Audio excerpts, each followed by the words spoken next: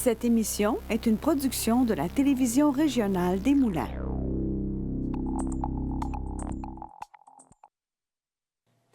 Aujourd'hui, au bulletin. Débat en vue de la partielle dans Terrebonne. Les candidats font valoir leur vision. Le premier ministre François Legault débarque à Terrebonne pour appuyer son candidat caquiste, Alex Gagné. Et le maire de Saint-Roch-de-l'Achigan, Sébastien Marcil, parle de son avenir en politique. Je suis Charles Lantier et bienvenue à votre bulletin d'actualité régionale.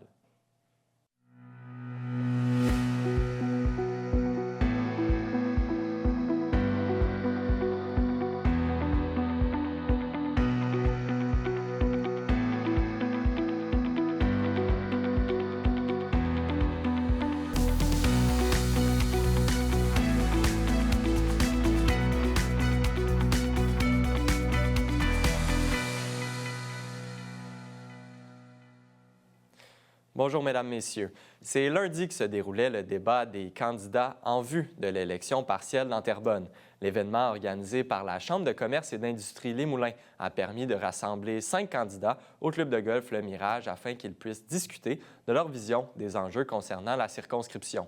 Le thème du transport collectif était un enjeu central dans ce débat. Je vous invite à écouter les candidats à ce sujet. Évidemment que des nouvelles infrastructures sont essentielles. On va se réjouir si ce projet-là est mis en branle et si ça fonctionne, mais il ne faut pas se leurrer. Les impacts concrets de ce projet-là vont commencer à se faire voir dans 10 ans. Et c'est maintenant que les gens de Terrebonne ont besoin d'améliorations en transport en commun. Depuis la pandémie, le service a été réduit sur de nombreuses lignes d'autobus. Il faut remettre ces services-là, il faut en ajouter. Il faut plus de lignes est-ouest également. Donc, il faut investir en transport en commun et pas seulement dans des grandes infrastructures. J'ai l'exemple de Léa qui est présente ici aujourd'hui, qui habite à Terrebonne, qui devait se rendre à l'Assomption pour étudier. 2 heures se rendre en transport. Donc, le gouvernement agit sur 2 choses. La première, 25 millions ont été alloués pour que les entrepreneurs privés trouvent des solutions qui encourageront la mobilité. Je pense entre autres au boulevard des entreprises où c'est assez difficile. Donc, en déposant des projets, vous allez pouvoir rendre le transport collectif plus accessible et rendre vos milieux de travail plus attractifs. Et le projet structurant de l'Est, un projet attendu depuis des années. On a Mme Rouleau ici, qui était mairesse de Pointe-aux-Trembles à l'époque, qui a travaillé extrêmement fort. Les maires s'en réjouissent. Ils ont travaillé fort aussi pour la population. Alors, on partait de zéro, on partait de très loin parce qu'en 2018, il n'y avait aucun projet qui avait été créé par les précédents gouvernements. Un projet qui va avoir des impacts pour les 25 à 50 prochaines années, ça ne se dessine pas sur un coin de table. Ça ne se fait pas en 2 ans. On a besoin de prendre le temps. On avait besoin de trouver le meilleur tracé qui va desservir le futur quartier universitaire également. Alors, c'est une excellente nouvelle qui va améliorer l'offre de transport collectif ici. Donc, la congestion s'est faite plus sur le chemin Gascon, entre autres, et la 25, et aussi sur toutes les autoroutes qui sont aux alentours. Moi, la solution que je propose au Parti conservateur du Québec, tout le monde vit les moments difficiles. L'État n'a plus d'argent parce qu'on a investi chez Lyon Électrique, entre autres, et chez Northvolt, donc on n'a plus d'argent. Moi, ce qu'on propose, comme je proposerais comme député de Terrebonne, l'autant que les temps sont difficiles, c'est d'abolir la fixation que l'Assemblée nationale a votée pour 2035, d'imposer les voitures électriques à tout le monde. C'est mon char, mon choix pour chacun. Ça va déjà décongestionner beaucoup. J'ai étudié au cégep de Terrebonne 2 ans. J'y allais pas en autobus, j'y allais en vélo parce que c'était impossible d'y aller en autobus. J'ai étudié 4 ans à Montréal. Là, je pouvais pas y aller en vélo, j'y suis allée en autobus. Mais pour un cours de 2 heures un lundi matin, ça me prenait 2 heures y aller, 2 heures revenir. Ça a un impact autant économique qu'émotionnel sur un étudiant qui doit se déplacer en transport en commun. Québec solidaire soutient les engagements de Alliance Transit, qui est un regroupement d'une 60aine d'organismes de différents milieux, dont le transport collectif. Et nous réclamons le respect du plan d'action 2018-2023 sur la politique de mobilité durable qui demande d'augmenter de 5 % annuellement l'offre de transport collectif d'ici 2030. Ça pourrait faire un bel axe est-ouest, comme ça pourrait augmenter les trajets de la ligne 19 vers Laval. Je me suis rendu compte dans les dernières semaines que beaucoup de secteurs de Terrebonne ne sont juste pas desservis aussi par le transport. Donc, c'est sûr, améliorer le transport un petit peu partout, ça serait vraiment la base pour que les gens puissent venir ici puis garder aussi nos travailleurs qui se déplacent à Montréal ici parce que le transport serait commun et pour eux vraiment. Aussi, effectivement, le tramway de l'Est est une bonne idée. Cependant, depuis 7 ans, on a vu beaucoup de promesses du gouvernement, mais aucun projet réaliste vraiment qui a été mis en branle réellement. Là. Si on peut parler du troisième lien et tout, il n'y a rien qui a été concrètement fait. Donc, c'est sûr que pour les étudiants, oui, ça serait bon d'avoir un arrêt de tramway dans le nouveau quartier universitaire, mais les premiers étudiants arrivent en 2027-2028. Donc, c'est vraiment pas possible pour eux d'avoir un tramway. Ça ne servira à rien. Ça va être beaucoup trop tard, là, l'arrivée de la station. De notre côté, nous allons recevoir notre chroniqueur politique Mathieu Bélanger en studio ce jeudi afin d'aborder l'ensemble du débat, notamment les enjeux de l'économie, de l'environnement et de logement qui ont été abordés lors de celui-ci. Entre-temps, vous pouvez aussi retrouver l'intégralité du débat sur notre site Internet ou encore sur notre chaîne YouTube. D'autre part, j'ai aussi pu m'entretenir avec le maire de Terrebonne, Mathieu Traversy, afin d'avoir son avis sur le débat. On l'écoute. On a eu la chance d'avoir un débat de qualité entre les 5 principaux candidats de l'élection partielle à Terrebonne. Je pense que ça nous a permis d'avoir l'envers de la médaille sur certains thèmes qui touchent à cœur les électeurs de Terrebonne. On a parlé beaucoup de transport collectif, on a parlé aussi un peu de questions nationales, on a parlé beaucoup d'environnement, de quartier universitaire. Donc, je pense que ça a permis d'éclaircir beaucoup de choses. Je pense que la question du transport collectif a marqué beaucoup les esprits, le quartier universitaire. Je pense aussi qu'on a vu, du point de vue humain, des candidats qui étaient à l'écoute de la population. Plusieurs nous ont parlé de ce qu'ils ont entendu dans le cadre de leurs opérations porte-à-porte, dans le cadre de leurs rencontres avec des entreprises. Donc, je pense que c'est ce que les gens de Terrebonne veulent avoir, des représentants qui vont être à leur écoute une fois élus à l'Assemblée nationale. Donc, c'est de bon augure en vue de l'élection. Il y a une adaptation à avoir pour la lutte au changement climatique. On a vu que certaines idées avaient été faites concernant l'ouragan Déby qu'on a vécu à Terrebonne le 9 août 2024. Donc, comment on peut être plus résilient face à ces situations qui sont de plus en plus sporadiques, mais extrêmes lorsqu'elles se produisent. Donc, comment mieux outiller les citoyens, les villes et donc les différentes organisations qui peuvent venir en aide dans ces situations. Ça m'a beaucoup marqué. J'ai hâte de travailler avec celui ou celle qui va être choisi par les électeurs de Terrebonne. Je pense qu'on a beaucoup de travail à faire pour continuer à améliorer la qualité de vie des citoyens. On a des enjeux qui ont ressorti de cette élection partielle. Il y a des travaux sur lesquels aussi la Ville chemine depuis plusieurs années. Donc, ça va me faire plaisir comme maire de pouvoir travailler avec l'élu de l'élection qui s'en vient. Puis, je pense qu'il va y avoir un beau travail d'équipe provincial, fédéral et municipal.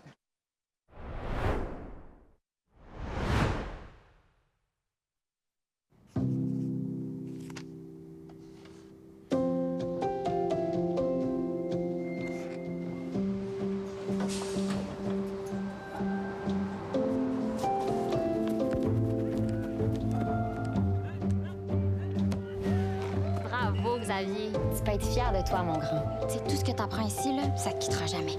Comme ton doudou. L'apport des éducatrices et éducateurs de la petite enfance, c'est pour la vie. Saviez-vous qu'il existe de nombreux crédits d'impôt auxquels vous pourriez avoir droit? Pour savoir lesquels, c'est simple. Consultez le justepourtous.ca. Tous les crédits d'impôt disponibles sont là. Ainsi que vous soyez parent, aîné ou encore proche aidant, étudiant ou travailleur autonome, vous pourrez facilement identifier les crédits d'impôt qui vous concernent. Assurez-vous d'en bénéficier. Rendez-nous visite au justepourtous.ca.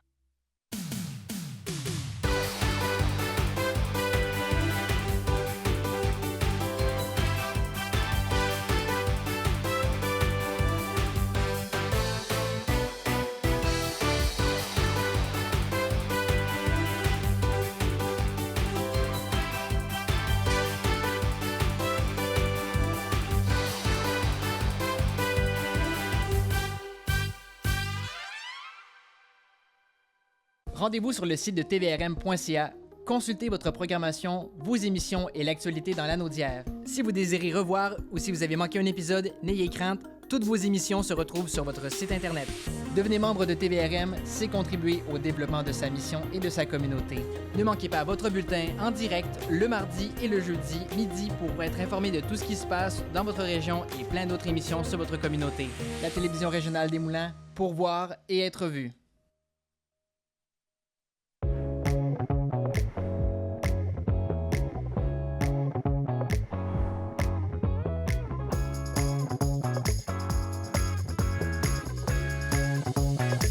Bienvenue à Cuisine du Monde. Oui, c'est exact. Je comprends. Je dois dire que c'est très piquant. Ça bouge le table. Parce que la cuisine, c'est le patage. Oui. C'est vraiment très, très bon. Bon appétit. Vos dons à l'Association des amputés de guerre ont un effet durable sur la vie des personnes amputées. Votre soutien leur donne accès aux prothèses nécessaires pour les activités quotidiennes et à des de mieux vivre avec leur amputation. En bénéficiant de nos programmes, les personnes amputées progressent vers l'autonomie. Sans vous, rien de tout cela ne serait possible. Pour en savoir plus sur la portée de votre appui, visitez le amputédeguerre.ca.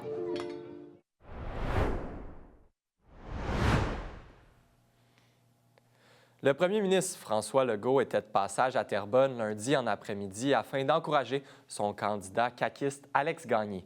Plusieurs partisans de la CAQ s'étaient rassemblés pour l'occasion au bureau de campagne du candidat. Voici les images. Lundi prochain, je demande aux gens de Terrebonne de voter pour rassembler les Québécois.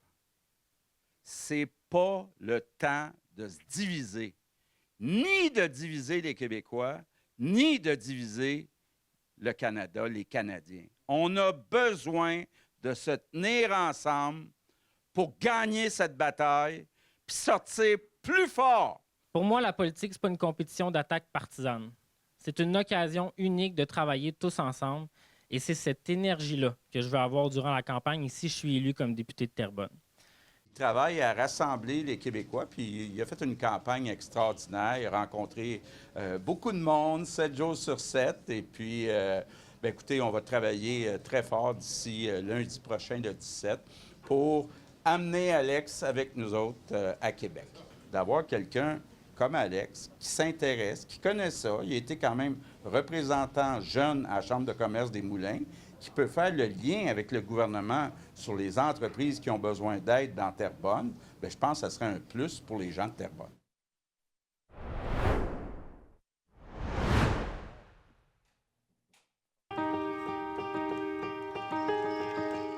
Je suis une vainqueur.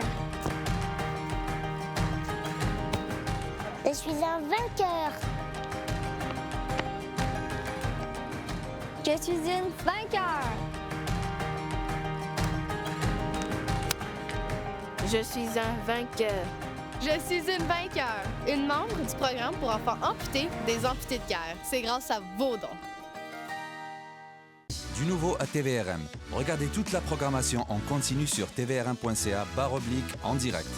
Que vous soyez fan de musique, de culture ou d'actualité, ne ratez pas cette chance de suivre les événements et les personnalités de votre région. La télévision communautaire autonome parle des enjeux locaux, donne une voix aux citoyens et citoyennes, en plus de faire rayonner les talents d'ici. Accessible à tous, elle appartient à la communauté et donc à vous. J'ose ma télé communautaire, mon média de proximité. Nous recevons en studio le maire de Saint-Roch-de-Lachigan, Sébastien Marcil, afin de parler de son avenir en politique. Bonjour, M. Marcil. Bonjour, M. Lantier. Tout d'abord, vous avez annoncé dans les dernières semaines que vous voulez solliciter un autre mandat. Ben oui, M. Lantier, j'ai annoncé ça récemment. Je pense que c'était l'année électorale. On était mûrs, je pense, pour faire le point sur l'année politique. Il y aura des élections municipales cet automne. Puis ça a pris un peu de temps, justement, parce que je voulais vraiment... je me faisais poser la question depuis l'année passée, depuis 2024. Vas-tu te représenter? Vas-tu te représenter? Je me réfrénais à embarquer là-dedans parce que je me suis concentré vraiment sur le mandat à livrer. Puis le fait que le siège qu'on a, bien, il n'est pas acquis, hein, il nous est prêté. Donc, maintenant que l'année électorale est entamée, bien oui, effectivement, j'ai annoncé que je ressolliciterai un deuxième mandat. Puis c'est une bonne réflexion, justement, qui est entamée. Puis pourquoi ça me tentait? Je ne suis pas obligé d'être maire. Hein. C'est pas quelque chose qui vient comme ça. Moi, j'avais une carrière avant, tout ça, de la mettre de côté pour se consacrer à ça. Puis oui, donc, force est de constater que l'expérience a été assez positive pour avoir la volonté de renouveler ce mandat-là à partir de l'automne prochain. Quels sont les défis quotidiens, selon vous, vous avez eu à faire face dans votre mandat? Là? Écoutez, on est parti, puis c'est sans porter de jugement sur le passé. Je pense qu'on peut dire là, de façon factuelle qu'on est parti de loin. Saint-Roch-de-Lachigan fait face à une attractivité. On doit gérer une croissance importante. Puis avec le coffre à outils des municipalités, les enjeux se sont multipliés avec les dernières années. Donc, la fiscalité municipale, l'aménagement du territoire, l'environnement, la lutte au changement climatique, c'est tous des dossiers, des choses qu'on a dû inscrire à l'agenda de la municipalité. Il y avait un rattrapage à faire, du point de vue technologique également. Je l'ai mentionné, moi, dans les entrevues que j'ai données, je vous le dis aujourd'hui, puis aux gens qui nous écoutent. En 2021, à mon entrée à la mairie de Saint-Roch-la-Chigane, dans le bureau du maire, il n'y avait pas d'ordinateur. Donc, ça démontre à quel point on a dû faire ce rattrapage-là en peu de temps, parce qu'on ne peut pas non plus refaire en 4 mois ce qu'on n'a pas fait en plusieurs années. Mais bref, c'est décision par décision, on a pu justement remettre sur les rails la machine municipale pour se mettre au diapason puis revenir en 2025. Même si le mandat n'est pas tout à fait terminé, là, il reste encore quelques mois, qu'est-ce que vous avez pu retenir de ces années-là? Le virage famille qu'on a fait, c'est une solution qu'on a vue, puis moi, je me suis inspiré des meilleures pratiques, là, que ce soit, puis moi, j'ai en tête Terrebonne, Mascouche, l'Épiphanie. Il y a quelque chose sur la Rive-Nord pour les jeunes familles. Il y a une attractivité qu'on voit sur la Rive-Nord qu'on ne voit pas non plus ailleurs au Québec. Là, hein? La population est très jeune. Il y a eu des virages familles, beaucoup d'activités, des programmations culturelles, une municipalité, un organisme, une organisation gouvernementale qui investit dans ses enfants. Elle investit dans tout le monde. Donc, faire de la place aux enfants, c'est faire de la place à tout le monde. Puis Saint-Roch-la-Chigane, on était en arrière, on était en queue de peloton, là. On a investi là-dedans, puis je pense que ça a été extrêmement apprécié, ça a été payant, parce qu'on est rendu maintenant très, très, très attractif avec notre proximité de Montréal. Donc, ça, c'est un premier chantier. Puis après ça, bien, c'est de miser sur nos valeurs sûres, c'est l'agriculture aussi. On est une municipalité agricole, la volonté, ma volonté, notre volonté collective. Les gens ont fait le choix de venir à Saint-Roch-la-Chigane, c'est pas pour habiter, je n'en veux pas à Laval ou à Blainville, mais c'est pas pour habiter en banlieue, c'est pour habiter de profiter des avantages de la campagne, donc de garder ce tissu agricole-là, je pense que c'est quelque chose qui est fondamental. Puis bref, ces deux piliers-là, je dirais, c'est les deux piliers les plus sûrs pour notre municipalité sur lesquels on a travaillé.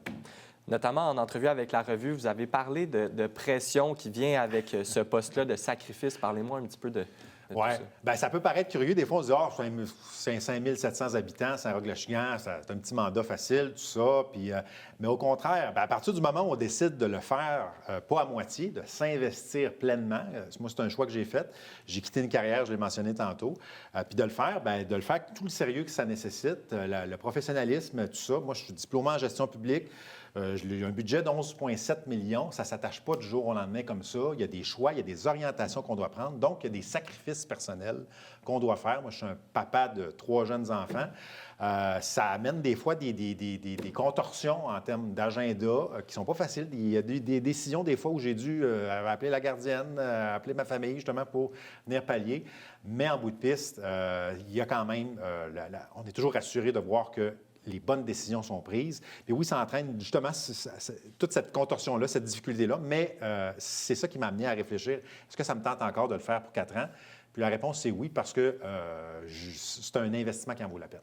J'imagine qu'il y a une proximité aussi avec les gens dans une plus petite municipalité. Oui, bien moi, je suis reconnu pour être très, très, très terrain, donc je peux vous garantir qu'en bon politicien, je n'ai pas manqué très peu de souper de la FADOC, etc. J'essaie d'être présent autant que faire se peut. Parce qu'au final, c'est de garder le contact avec les citoyens. C'est de garder vraiment cette proximité-là. C'est ça qui fait qu'on évite des fois de partir dans une bulle, dans une tour d'ivoire, déconnecté, de rester proche de notre monde. Je pense que c'est ça qui garantit le succès, surtout au milieu municipal où c'est le palier de proximité numéro 1 avec les citoyens. Puis bref, puis on est capable de changer les choses comme ça parce qu'on prend des décisions qui sont connectées avec le monde. Monsieur Marcil, comment vous voyez la suite des choses rapidement? Bien, de continuer ce virage famille-là. On a un projet de skatepark qui, espère-t-on, va voir le jour à Saint-Roch-de-la-Chigane. Continuer à miser sur... on a investi comme jamais notre école primaire, notre école secondaire, miser sur ces liens sociaux-là. Je pense que c'est... Il y a 30 ans, on ne parlait pas de ça dans les municipalités. Aujourd'hui, on a un rôle social à jouer. Moi, je me qualifie de maire progressiste. Je pense que c'est une valeur gagnante de continuer à faire ça. Puis, parallèlement, on n'aura pas le choix non plus de s'attaquer aux infrastructures municipales. C'est plate, c'est pas sexy. Mais Saint-Roch-la-Chigane ne le prend pas personnel, mais en même temps, comme toutes les autres municipalités, il va falloir mettre à jour nos infrastructures, aqueducs, égouts, etc. On est à peu près à la même place que la moyenne du Québec. Il y a beaucoup d'investissements à faire. Et bref, on va s'attabler à ça pour le prochain mandat. Merci beaucoup, M. Marcil. Je rappelle, maire de Saint-Roch-de-la-Chigane. Merci pour votre passage en studio. Merci beaucoup, c'est apprécié.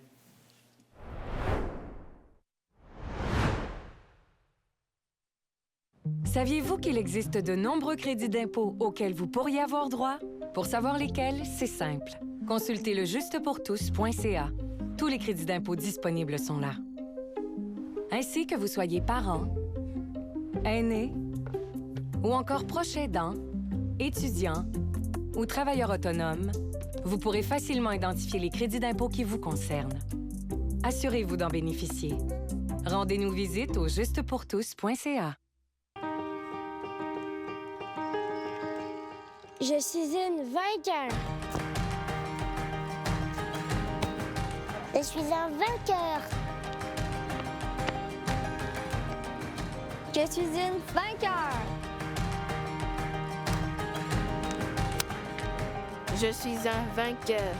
Je suis une vainqueur, une membre du programme pour enfants amputés des amputés de guerre. C'est grâce à vos dons. Bonjour, je m'appelle Megan. J'adore la natation, la gymnastique et la bicyclette. Parfois, je dois faire les choses différemment. C'est l'Association des amputés de guerre qui me donne les prothèses dont j'ai besoin pour faire mes activités préférées. Tout ça est possible grâce à la générosité du public. En donnant aux amputés de guerre, vous aidez les enfants amputés comme moi. Merci! Vos dons à l'Association des amputés de guerre ont un effet durable sur la vie des personnes amputées. Votre soutien leur donne accès aux prothèses nécessaires pour les activités quotidiennes et à des de mieux vivre avec leur amputation. En bénéficiant de nos programmes, les personnes amputées progressent vers l'autonomie. Sans vous, rien de tout cela ne serait possible. Pour en savoir plus sur la portée de votre appui, visitez le amputédeguerre.ca. Rendez-vous sur le site de tvrm.ca. Consultez votre programmation, vos émissions et l'actualité dans l'anneau d'hier. Si vous désirez revoir ou si vous avez manqué un épisode, n'ayez crainte, toutes vos émissions se retrouvent sur votre site Internet. Devenez membre de TVRM, c'est contribuer au développement de sa mission et de sa communauté. Ne manquez pas votre bulletin en direct le mardi et le jeudi midi pour être informé de tout ce qui se passe dans votre région et plein d'autres émissions sur votre communauté. La télévision régionale des Moulins, pour voir et être vu.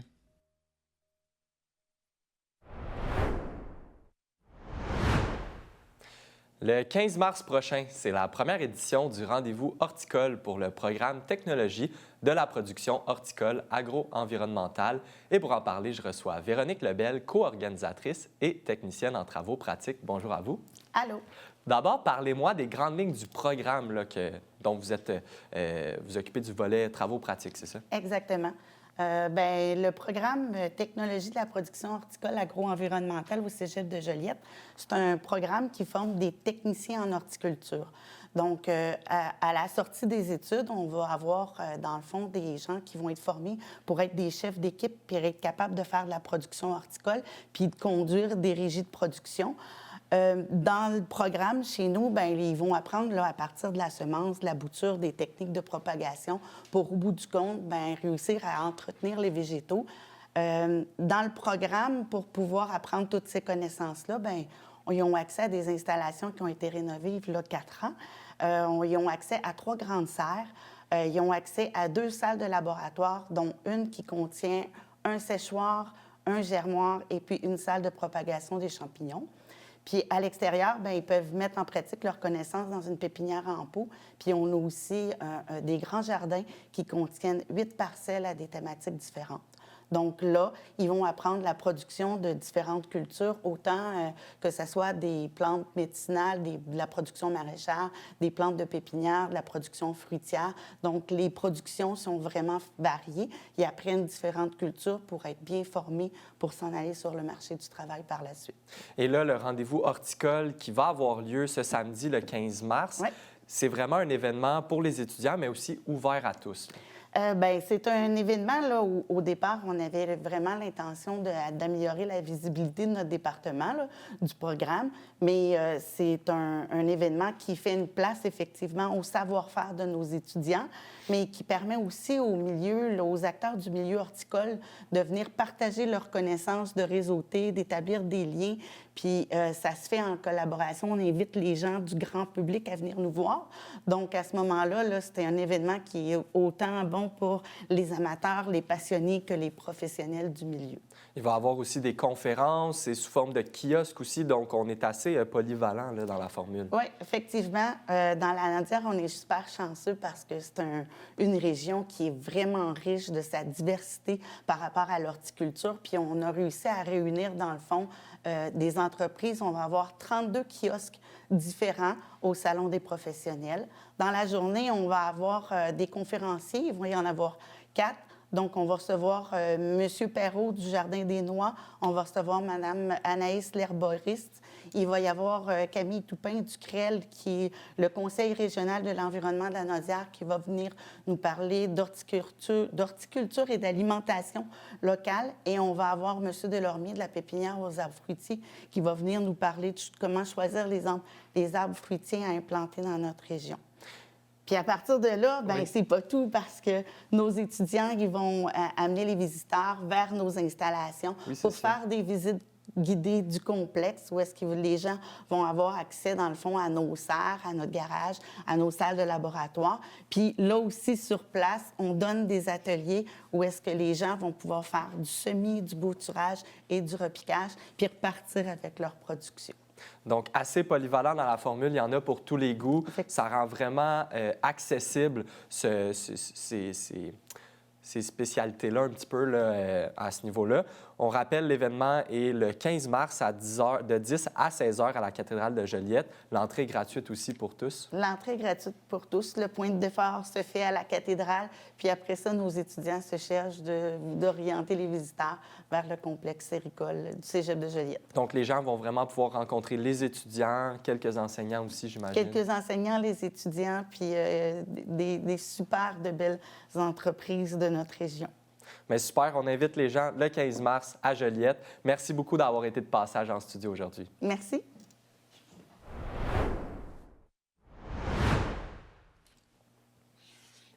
C'est ce qui conclut votre bulletin d'actualité régionale. Au nom de toute l'équipe, merci d'avoir été des nôtres. On se retrouve ce jeudi. D'ici là, vous pouvez consulter le site Internet de TVRM ou encore notre chaîne YouTube afin de voir le débat de ce lundi ou encore nos émissions. Je vous rappelle que jeudi, nous allons recevoir notre chroniqueur politique Mathieu Bélanger afin de parler du débat. Restez à l'antenne puisque c'est Fibre qui suit, animé par Pierre Berthiaume. À bientôt.